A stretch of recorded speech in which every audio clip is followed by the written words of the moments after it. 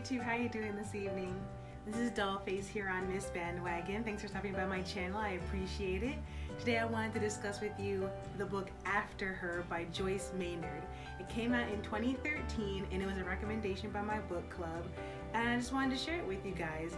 And this is going to include spoilers, so if you haven't read the book yet or are planning to, then please don't watch this video, or come back after you watch the video and leave your thoughts and your feelings in the comments below. So the reason why there's going to be spoilers in this review is because I didn't know how to do a review without actually talking through it and some of the elements that got me very emotional in this book, to be honest. And it had to mostly do with the ending. First of all, the story is about two sisters, Farah and Patricia, who are living with their mother in San Francisco in the 1970s.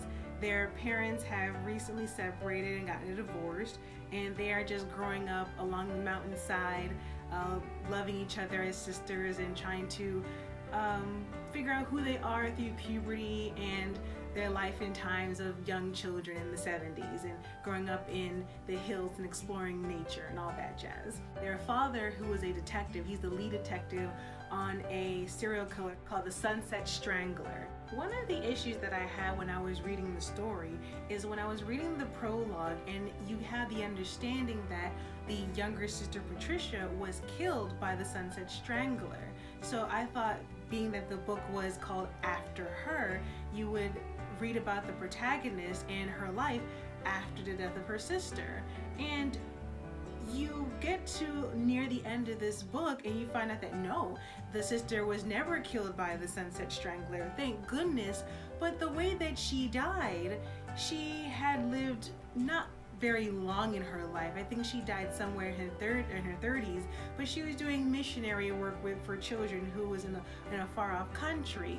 And she didn't even die in an explosion. She didn't even die by a gunshot. She died because someone threw a rock at her and she died instantly. And I know that sounds like, oh well, that's still terrible. It is, but if you're reading the story and you're reading about what these two sisters mean to each other and how they need one another and how having them both in each other's lives gives them such great purpose and meaning, and they cherish one another, and she doesn't even like go out in a bang, she doesn't even go out meaningfully. Someone threw a rock at her head and it's just like, and she died instantly.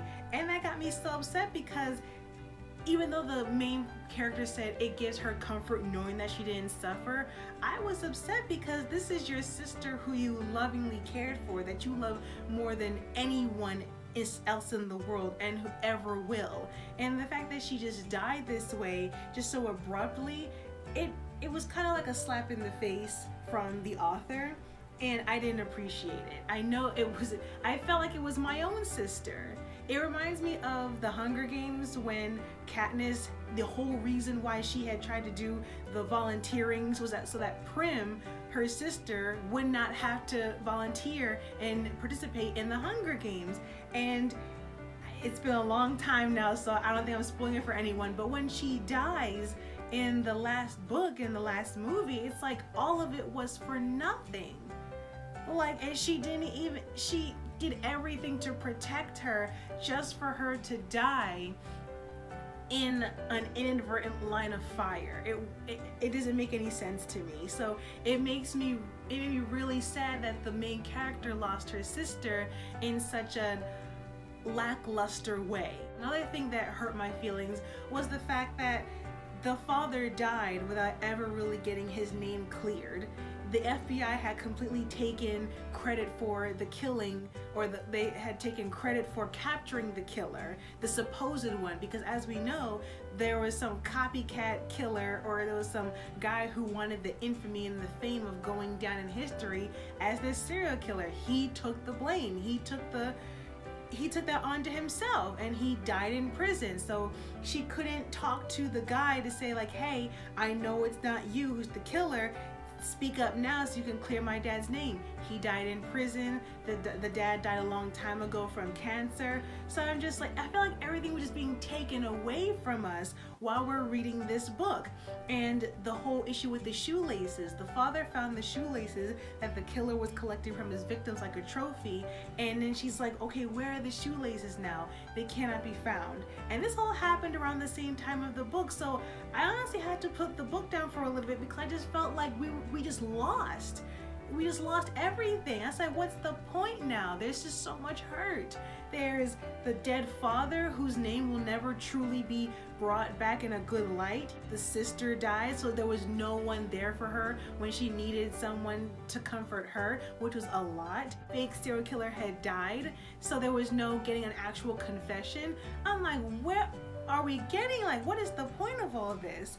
And yes, in the end, the real killer is caught by who other than the main character's sister, or half-sister. The main character had a half-sister. Her dad was apparently having an affair with Margaret Ann. We know this, but we never thought that he had a daughter.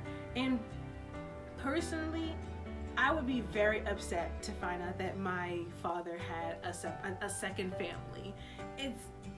It bothered me because when parents do that thing, I'm not saying this from experience, but when parents in books and TV shows do that thing where he says, oh, how did you think about her? Or what do you think about him? Because you're going to be seeing a lot more of them. Or what do you think of the idea that, you know, she might be a stepmom? It's like, you know how these kids feel.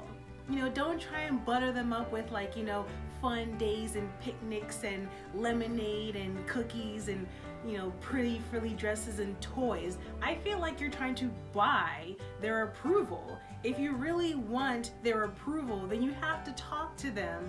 And I know they're young and they don't understand like an adult, but you have to understand that you are a person with feelings too, and that they just can't be bought with these things and have some stranger into their family when they're most likely hoping that you and their original parent will become a family once again, because they really do feel like if you hadn't have left mom, maybe she wouldn't be so depressed as she was. Maybe she wouldn't hold herself up in the room all day. Maybe she would be a better person, because after you left, we just got the worst of her. And now you're bringing some new woman in, and how are we supposed to feel? You said that we were your girls and that nothing's gonna change. If I don't want a woman, a grown woman, to get in between you and me and my sister, how do you think she would have handled it if there was another little girl? Because that was a very prominent theme in the story, that you are my girls, you are my everything, you are the whole world to me, and nothing's gonna get in between that. So to find out years later in your 40s that there was another child, there was not even another child, it was another daughter. After I finished reading it, I felt like kind of empty, complete, that the story had in a way closed in on itself and finished, and, you know, I guess all's well that ends well, I suppose, because she did end up falling in love with that guy who did have a stepdaughter, but I just kind of felt like maybe it was a little bit too realistic for me. And I know that books can mirror reality, but I just didn't need this much. I just needed a little bit more of like a cushion for my heart. So let me know in the comments below what you thought of the novel, and maybe would you change a thing? Do you think that the author could have gone a different way? Let me know, and I'll see you next time. Thanks a lot. Bye-bye.